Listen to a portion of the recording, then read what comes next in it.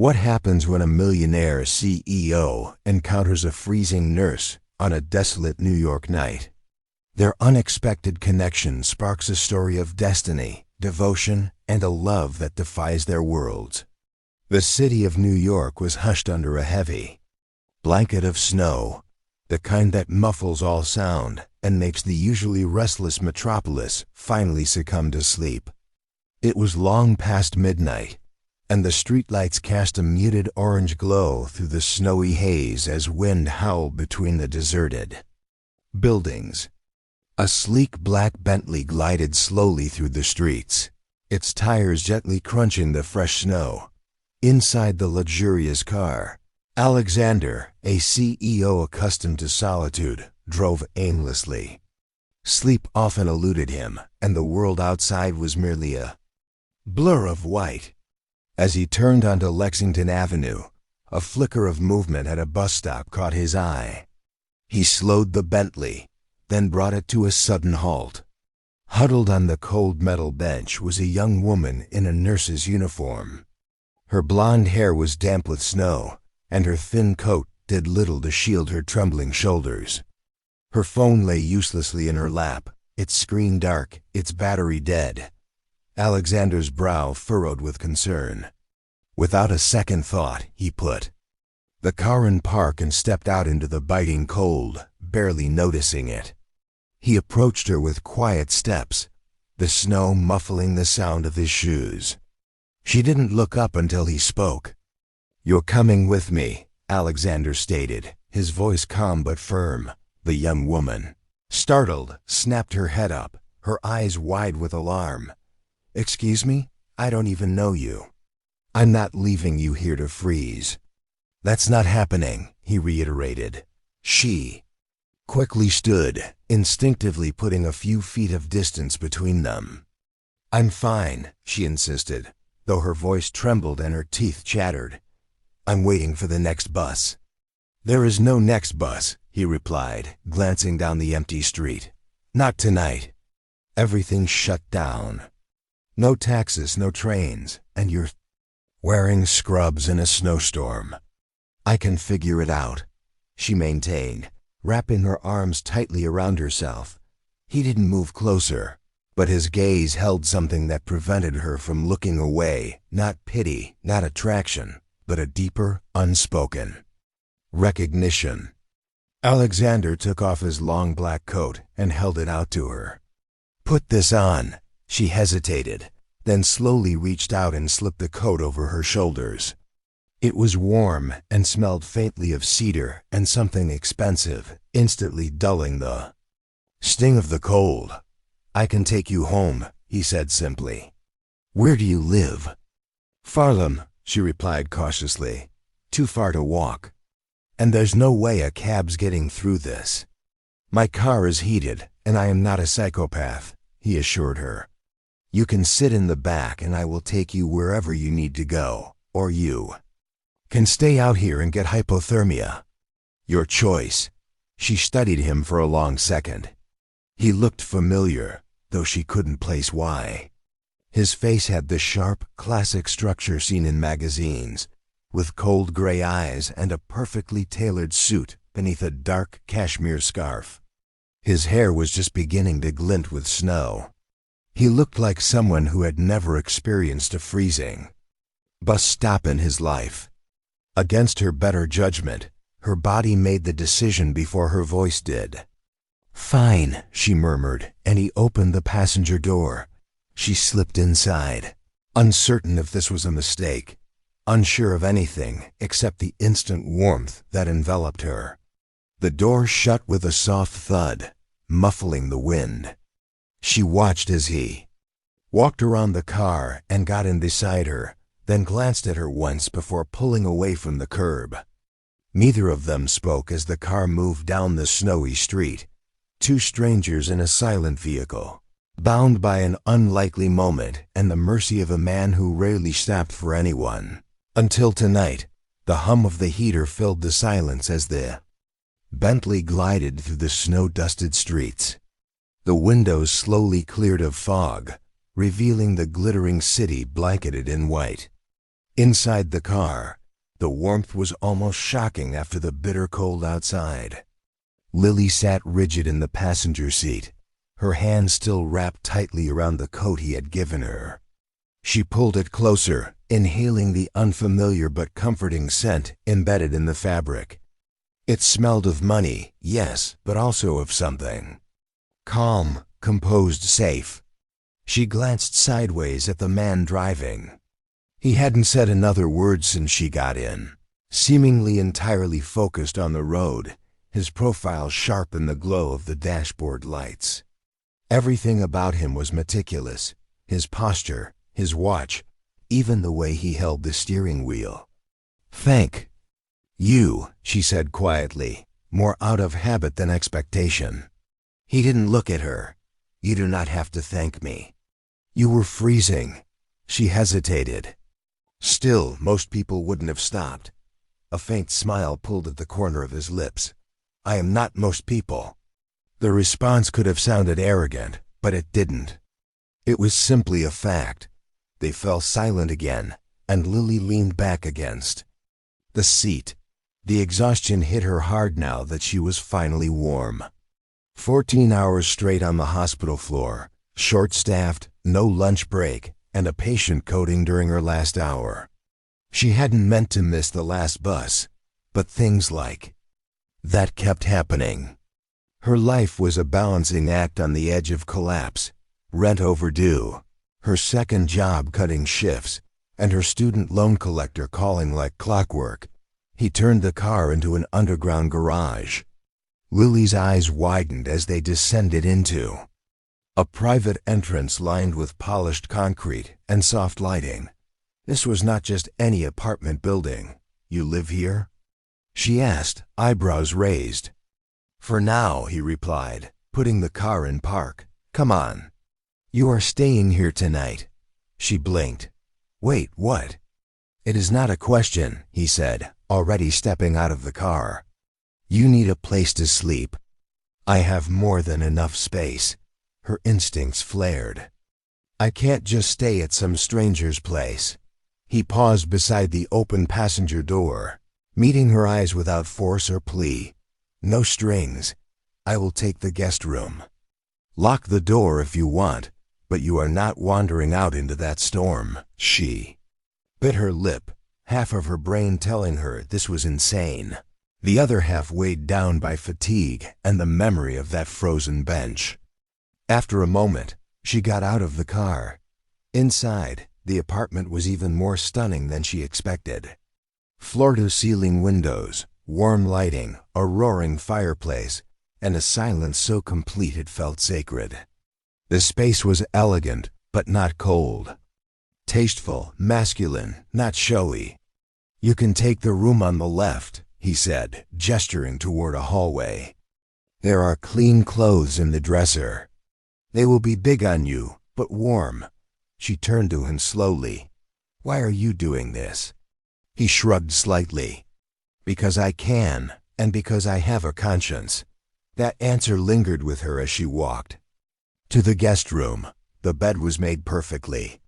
The sheets smelled like lavender and something expensive. Everything was pristine, but it didn't feel empty.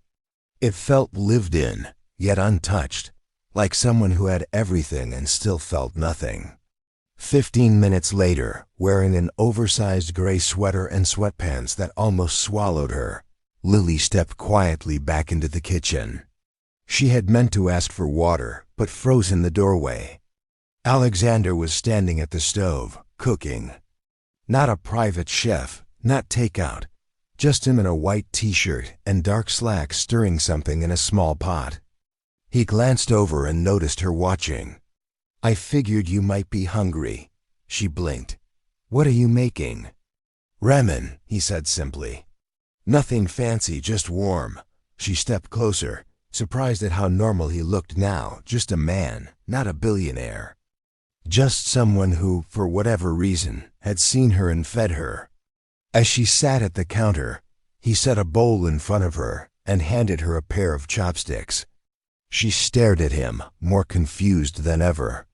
"Not what I expected." He looked at her. his eyes unreadable. Neither are you. The morning light spilled through the tall windows, casting soft gold across the guest room. Lily awoke to the scent of coffee drifting through the apartment, and the strange comfort of sheets far softer than any she had ever owned. For a moment, she forgot where she was. Then it all returned. The snow, the Bentley, the stranger who had made her ramen at 2:00 a.m. She found a note on the kitchen counter, written in precise, slanted handwriting. There's cab money on the table. You can leave whenever you're ready, but if you want to talk again, call me. Beneath it lay a crisp $100 bill and a business card. Alexander Reed, Reed Global Investments. She stared at the name for a long minute. It rang a faint bell. Magazine articles, finance blogs, some Forbes list she had skimmed at a grocery checkout. So that's who he was. She took the money but left the card. 3 days passed. She did not call. But on the fourth evening, while working a volunteer shift at a community health fair organized by the hospital, she saw him again.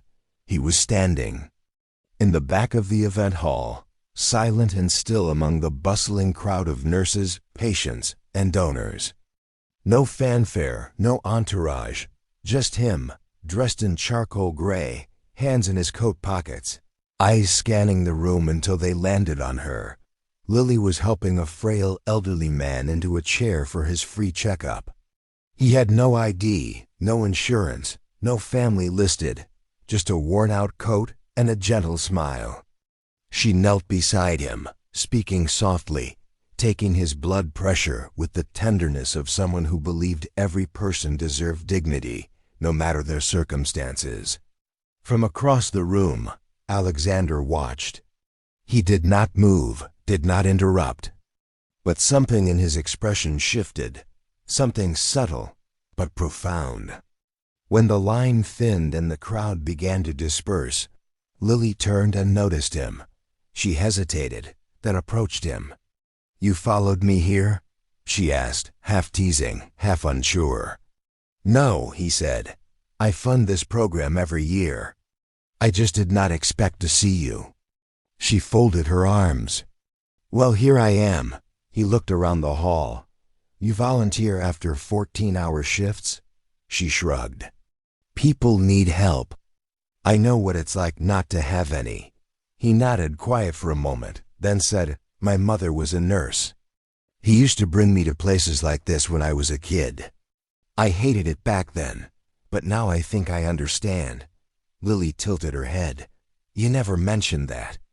"There's a lot I do not mention," he replied, the edge of a smile touching his lips. They stood in silence for a beat. Then he said, "Come with me, just for coffee." No pressure. She hesitated again, but this time she nodded. Coffee turned into a walk. The walk turned into sitting on a bench at the edge of Central Park, where the snow had melted just enough to expose the earth beneath. They didn't talk about money or careers or anything impressive. They talked about insomnia, about bad cafeteria coffee, about books they had started and never finished. It became a pattern. Over the next few weeks, they kept running into each other. Or maybe not accidentally, she started to wonder. But she never asked. Sometimes they would meet at the hospital cafeteria late at night. Sometimes he would send a driver to take her to a quiet spot where he was already waiting with hot chocolate. Or a bag of her favorite chips he had asked once casually and remembered. They never labeled what they were doing. They never held hands, but it felt like something more real than anything she had known before. They were not dating. They were two people figuring out how to be alive again. One night, as they sat side by side on the steps of the Metropolitan Museum, sharing a silence filled with unspoken thoughts, she looked over at him and said, "You're different from what people say about you." He turned to her, his voice low. "So are you?" She smiled. "What do they say about me?" "That you are too kind for your own good," she shrugged. "It is not kindness." It is just humanity." He looked at her for a long moment. "Then maybe I am trying to remember mine." She did not respond. She just leaned back and looked up at the stars peeking through the New York haze. And for the first time in a long while, the night felt gentle. Alexander Reed had always been a man who preferred silence. It was where he felt most in control, most himself. Success had come early, too early perhaps. By the age of 30, he had already built and sold his first tech firm, then turned to finance, where his ruthless precision earned him the kind of reputation that made people either envy him or avoid him entirely. But money had never filled the silence in his life. It only padded the walls. He was 12 when his mother died. Cancer, swift and merciless. She had been a nurse at a small community hospital, the kind who stayed late with dying patients, who brought blankets to the homeless, who kissed her son goodnight even when she could barely stand from exhaustion. His father, a cold and distant man, obsessed with business, had not known what to do with a grieving child. So he sent Alexander to boarding school and buried himself in quarterly reports. Alexander had learned not to need anyone, not to expect warmth, not to hope for gentleness. By 25, he had millions. By 30, billions, but none of it made the memory of his mother fade. In his private office, hidden behind walls of glass and polished walnut, there was a single photograph that he never moved. A faded picture of her in her nurse's uniform, smiling at the camera as if nothing could ever go wrong. Lily's uniform had been nearly identical.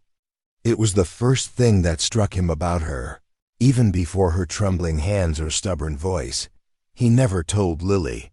Instead, he began to do what he did best: operate in silence.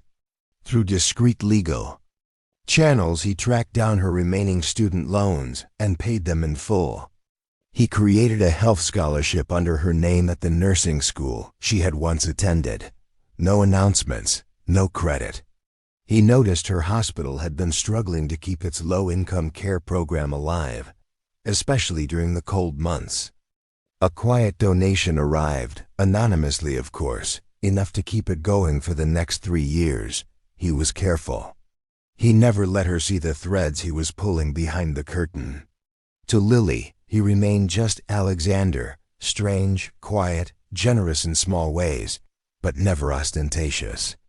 She had no idea how closely he followed her world, how often he rerouted his own meetings just to sit in the back of a conference she might attend, or how he once waited in his car for hours outside her hospital during a blizzard just to make sure she made it to the night shift safely. He told himself it was not about control. It was about making sure she had the freedom to keep doing what she loved. He had seen what burnout did to people like her. He had seen it in his mother's eyes near the end. He would not let Lily carry that same weight, at least not alone. Some nights after one of their quiet, unstructured meetings, he would come home and walk into his office, staring at the photo of his mother.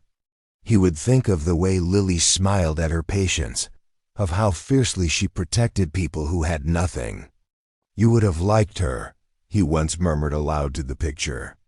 "You were the same," but he never said those words to Lily, not yet. He was still learning how to open the door to that part of himself, the part buried long ago when a small boy in a black suit stood beside a casket and stopped believing the world could be soft. Lily was changing that. With every unguarded laugh, every late-night story over takeout containers and mismatched mugs of tea, she chipped away at the armor he had worn for decades. But she did not know what he was doing for her in the shadows. He did not do it for gratitude. He did it because something about her made the silence inside him feel less endless. And for a man like Alexander Reed, that was everything. The hospital hallway smelled of antiseptic and overused coffee. Nurses moved briskly from room to room. Doctors barked orders into phones, and the overhead lights buzzed faintly like a tired heart, refusing to stop. In room 412, a figure lay motionless on the narrow hospital bed. Her skin pale, her breathing slow, her blonde hair strewn across the pillow like spilled sunlight, dulled by exhaustion. Lily had collapsed mid-shift right in the hallway between two patient rooms. She had not eaten in 12 hours, had worked a double shift, and was halfway through another when her knees buckled and her vision turned black. By the time someone caught her, she was already unconscious. There was no next of kin listed in her file, but someone still showed up. Alexander's black car pulled into the hospital lot within 30 minutes of the call. No hesitation, no delay. When he entered the building, the staff looked up, not because they recognized him, but because of the force of presence that came with him. A man who rarely stepped into places like this unless lives or companies were at stake. He reached her room, opened the door, and stopped. She looked small. Her foreline hung silently beside the bed, fluids dripping into her arm like whispered apologies for what her body had endured. Her chest rose and fell with labored rhythm. He walked in slowly, his steps heavy, and sat beside her. For a long moment he did nothing, just watched her. Then he reached out and gently took her hand. It was cold. He pressed it between both of his the way he remembered his mother doing when he had fevers as a child. He closed his eyes. When Lily stirred 2 hours later, it was to the feeling of warmth wrapped around her hand. Her eyelids fluttered open, and the first thing she saw was him, Alexander, sitting there, sleeves rolled up, tie loosened, hair a little messy, like he had run his hand through it, one too many. "What?" she whispered. "You passed out," he said, his voice tight. "You're severely dehydrated and underfed." She blinked slowly. "Oh, that is all you have to say?" His voice cracked, and when she turned to look at him fully, his eyes were storm dark. She tried to sit up, wincing. "It's not a big deal. I just pushed myself a little too hard." "A little?" He snapped, standing abruptly. "You work 2 jobs. You skip meals. You barely sleep. You think that is nothing?" She winced again, not from pain, but from the sharpness in his tone. "Alexander." "No," he said, pacing now, his hands clenched at his sides. "You should have told me. I could have. I would have helped." "I didn't want help," she said sharply, and the air between them stilled. He turned to her slowly. Lily's eyes welled with tears, her voice trembling. "I've always taken care of myself since I was 16.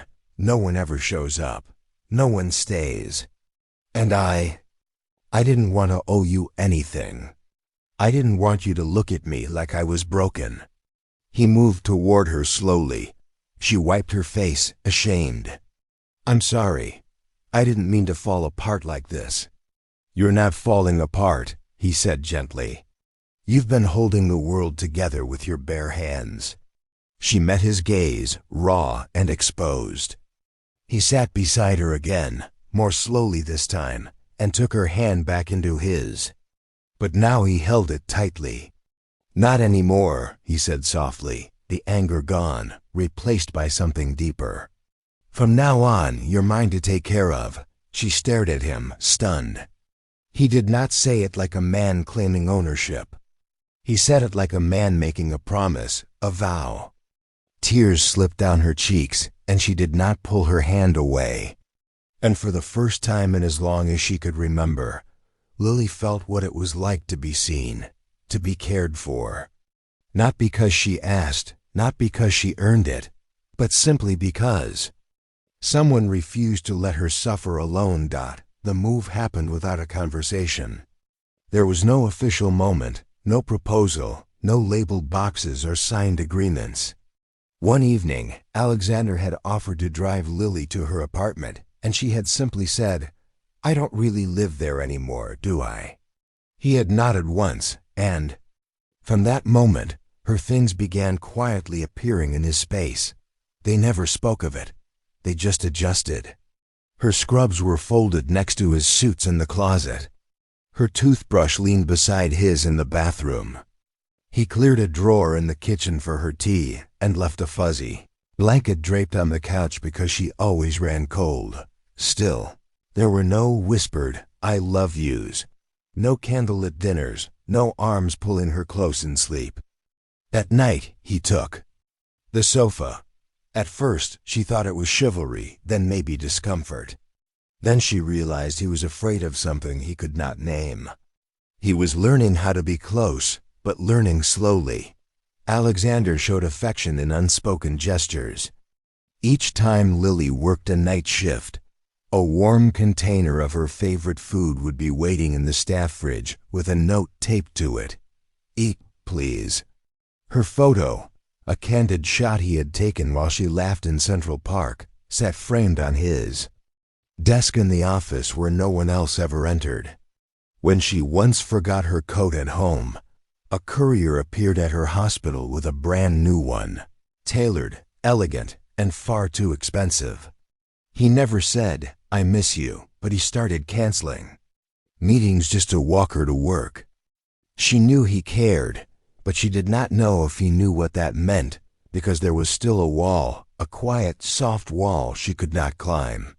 He never said how he felt, never reached for her hand in public, never once asked her to stay the night in his bed. Not because he did not want her, but because perhaps he did not know how to need anyone out loud. And slowly that silence began to wear on her. One evening, Lily returned from a shift to find the apartment quiet as usual. The lights were dim. A fire flickered in the hearth. Her favorite book rested on the armrest of the couch just as she'd left it, but he was not there. She found him in his office, staring out the window. The photo of his mother beside him, her own photo just inches away. She stepped inside, her voice gentle. "You always look at that photo when something's wrong." He didn't turn. "It helps me remember." "Remember what?" His silence was long. People like her, and like you still exist." She swallowed hard. "Alexander," she whispered, "what are we doing?" He finally looked at her. "What do you mean?" She gestured between them. "We live together. We talk. We share meals. But we don't touch. We don't say things. I don't even know if you want me here." "I want you here," he said too quickly. "Then why does it feel like I'm a guest in your life?" Her voice cracked. "Why won't you let me in?" He looked down, jaw tight. "Because once I let people in, they leave." "I'm not people," she said. "I'm me. I know." His voice was low. "That's what makes it harder." She stared at him for a long time, then said softly, "I love you, Alexander. I think I have for a while." He looked at her, eyes wide, but he said nothing. The silence stretched too long. And that was when she knew. She nodded slowly with a sad smile. "That's okay," she whispered. "You don't have to say it, but I can't keep waiting for a man who can't decide if he's allowed to feel."